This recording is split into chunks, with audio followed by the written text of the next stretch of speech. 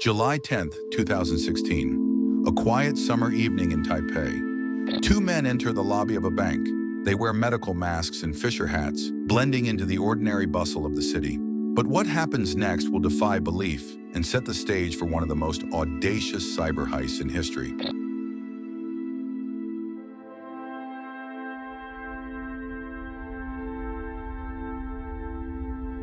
The ATM in front of them begins spitting out money. Not a withdrawal, not a malfunction, an orchestrated robbery without a weapon in sight. As quickly as it begins, the men collect what they can and vanish. This wasn't a standalone event. Across the city, 20 others were doing the same thing at different branches. A single evening would yield millions in cash. But this was just the tip of the iceberg. Over 2 years, an international syndicate orchestrated cyber attacks targeting over 100 banks across 30 countries, amassing a staggering $1 billion in stolen funds. This is the story of the Carbonite Heist, a tale of greed, genius, and one critical mistake that unraveled it all. April 8, 2014. Maxim, a well-regarded employee at a Ukrainian bank, starts his day with the usual routine: coffee, emails, and a little daydreaming about the receptionist he secretly admires. Among his inbox clutter is a seemingly innocuous email from a colleague. Attached, a document titled, "Compliance with Federal Law." What Maxim didn't know was that this attachment was a gateway. A vulnerability in Microsoft Word allowed hackers to install a backdoor on his computer. This single click would be the opening act of a global cybercrime spree. The hackers used Maxim's computer as a foothold. Within weeks, they installed keyloggers, recorded admin passwords, and gained control over the bank's domain controller, the heart of its network.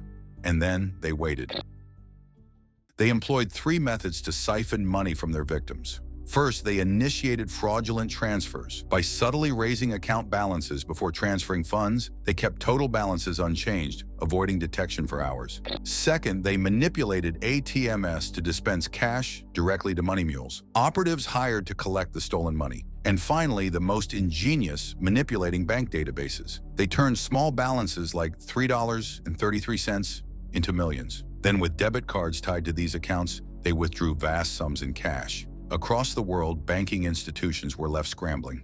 ATMs emptied, account balances altered, and no clear trail to follow. The first major breakthrough came late one night in Russia. A team from cybersecurity firm Kaspersky was called in. What they discovered was chilling.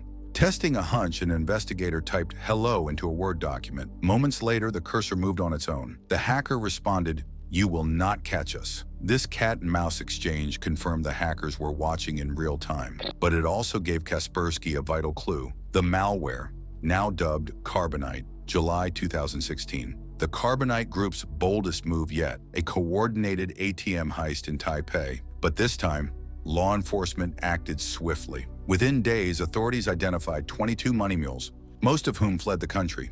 3 were caught, leading police to recover nearly 90% of the stolen money. But the real prize came 2 years later.